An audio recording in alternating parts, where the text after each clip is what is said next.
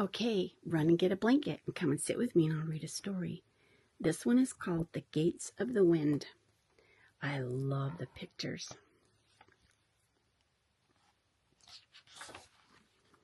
Long ago, a trickle of water sprung from the peak of a very old mountain. The trickle split into threads woven into a stream, and far down the mountainside the stream flowed into a river. The river slid like a ribbon through the velvety folds of a deep valley. In the heart of the valley nestled a small village. In the summer, the village was never too hot, for the steep surrounding mountains cast long shadows. In the winter, it was never too cold, for the mountains shielded the village from the fierce wind. What could be better, the villagers often ask. Our village is cool in the summer, snug in the winter, and always peaceful. It's the best place in the world. Everyone said so, except old Gamma Lee. Best, muttered Gamma Lee. How do they know what best is? They've never been any place else. She paused and scratched her head. And neither have I. It's time for me to move on, Gamma Lee said to her neighbor one day. But this is the best place in the world, the woman replied. And you've always been here, Gamma Lee. Gamma Lee looked at her neighbor, then looked at the river. It was true that she had been here since the day she was born, but the river had always been here too. Yet at the same time it moved on. The fish in this river have seen more of the world than I have, she retorted, and disappeared into her cottage, leaving her neighbor gaping after her. The next morning Gamma Lee packed up her tools and her wood, her package of nails and her bundles of seedlings, her great-grandmother's old patchwork quilt and a long red muffler, and put them all in her small cart. She clucked to her mule, Louise, and they set off. Behind her she could hear the villagers whispering and clicking their tongues in dismay. She's crazy! Our village is cool in the summer, and it's snug in the winter. This is the best place in the world. Gamma Lee smiled. Maybe so, maybe not, she thought, as she turned the cart and urged Louise uphill. She had decided to follow the river upstream toward the place that her great-grandmother had told her about years earlier up in the mountains and beyond the long shadows, the place where the river began, the place called the Gates of the Wind. Gamma Lee and Louise made their way through the meadows of bright flowers and around still ponds carpeted with water lilies. They traveled through quiet, mossy forests and circled lakes that mirrored the sky. They climbed until the flowers were just dots of color between the stones, and there were no trees at all. They climbed to places where the snow had not yet melted, where tiny yellow avalanche lilies dared to grow at the edge of the ice fields. The river became narrower. The water no longer slid like a dark ribbon, but quickened and tumbled over the rocks. 5 days passed, and the river shrank to a trickle. Finally, at the steepest part of the highest mountain, Gamma Lee found a deep crack spurting a silver cord of water. Here the wind whipped around the mountain's spires, sometimes blowing so hard that the silver cord turned to a veil of mist. This has to be the Gates of the Wind, Gamma Lee cried, struggling to keep her balance. Her long braid came undone, and her skirts whirled about her. I think I'm going to like it here, she yelled to Louise. And with that the wind quickened, picked her up, and knocked her flat. Goodness, Gamma Lee declared, I'd better build our house. She gathered up the wood she had brought and found a sheltered spot. Gamma Lee was a good carpenter. She had learned all she knew from her grandfather and her father. She measured and pounded and sawed, paying no attention to the meddling wind that scattered her tools, and soon she had a small hut. There, Gamma Lee said as she hammered in the last nail. She pulled Louise inside, scratched her between the ears, and tucked herself in under the patchwork quilt. I'll make us a bed tomorrow, she called over the wind howling outside. Sweet dreams, Louise. Tired from her long journey, Gamma Lee slept so deeply that she did not notice the wind for the rest of the night. But the next morning, she found that her house had blown down on top of her, the boards splintered to the size of matchsticks. My goodness, she said, sitting up and brushing pieces of her house off her quilt. We do have a problem here. I guess I won't worry about building a bed yet. Louise flicked her tail, twitched her ears, and shook the wood chips from her forelock. But you know, Louise, I do like it here. With that, a north wind swept away the splinters, and a south wind picked up the quilt and whipped it just out of Grandma Lee's reach. "Persistent, aren't you?" she chuckled. "Well, I guess this may not be the best place in the world."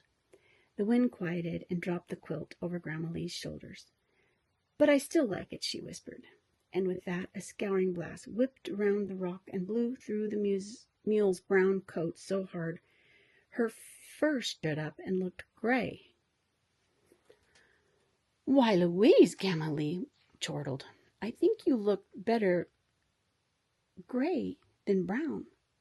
So the wind ripped out from behind the rock and turned Louise brown again. "Humph!" sniffed Grandma Lee. Holding right to her quilt, she looked straight down the mountain to where the rocky lands dipped into a small meadow, the earth wept from hidden springs. There the grasses and reeds bent as gracefully as dancers. Grandma Lee scratched her head and thought. Then she set to work. By evening, Grandma Lee had built a new hut of supple reeds with a roof of sweet grass. The wind sang a thin song through the walls. Grandma Lee slept even more soundly that night, and in the morning the reed hut was still standing. Louise flicked her tail, twitched her ears, and nibbled on the roof. "No eating the house, dear," said Grandma Lee. "This is a good one." A blast of wind roared outside, but the little reed hut just shivered and turned the roar into a clear, high song. "Lovely," sighed Grandma Lee. "Now it's time to plant the garden." She had brought seedling corn and tomato plants, and she put them to the ground in 6 neat rows.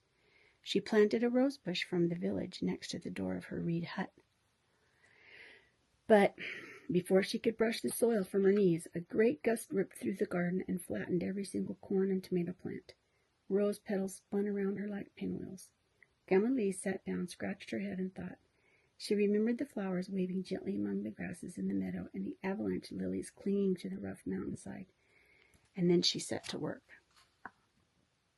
By day's end, Grandma Lee had sown the seeds for a garden of beets and potatoes, ground-hugging lettuces, and feathery-topped carrots. All around her reed hut, she planted supple plants with blossoms no bigger than a baby's pinky nail. Behind her hut, in the slower eddies of the wind, she grew tall, graceful flowers that reached across the drafts like ballerinas in slow arabesques. "I surely do like it here," Grandma Lee said, scratching Louise behind the ears and bracing herself for the wind's reply. But the wind was silent. Not a breath came to tousle Grandma Lee's hair or shake Louise's mane.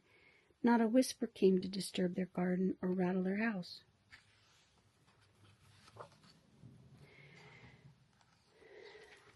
The hours went by. "I don't know, Louise. It's awfully quiet around here," Grandma Lee said, scratching her head. The sun sank and the moon began to rise. "I'm starting to feel a little bit restless," Grandma Lee confided. Louise brayed. An hour later, Grandma Lee could stand it no longer. "It's much too peaceful," she cried.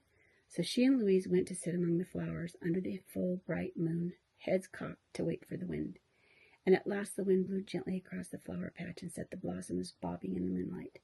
"You're back," chuckled Grandma Lee as the wind curled around her, billowing her skirt and blowing wisps of her hair. "I missed you." Never would Grandma Lee say that the Gates of the Wind was the best place in the world, nor would she say that it was the worst. She and Louise and the wind simply passed the days, months, and years together. Grandma Lee wove herself a hammock of mountain ivy for naps. She slung a swing from a rocky spire so she could sail right out through the gates and fling herself onto the wind's chest. She grew reedy and ruddy and supple, and her hair blew loose like the veils of mist at the river's source. As time went by, Grandma Lee became as much a part of the wind as the current was part of the river. Down into the village, children grew up hearing the legend of Grandma Lee. Like many children who love stories, they wanted to know if the tale was true. "Is what they say about Grandma Lee really true?" a young girl asked her great-grandmother. "Once upon a time, did she really live next door to you and then go away all by herself to a place called the Gates of the Wind? Was she really real?" "Yes, most certainly, and crazy too," said the old woman.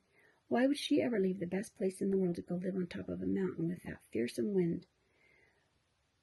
But why not? The girl thought as she turned to look at the very old mountains far above the snug village. One morning very early, the girl thought she saw the face of an old woman through the mist on the mountains. She began to think that she might follow the river out of the valley up the mountains and through the wind to find Gamaliel. And after she had found her, maybe she would keep right on going to see what lay beyond the gates of the wind. The end.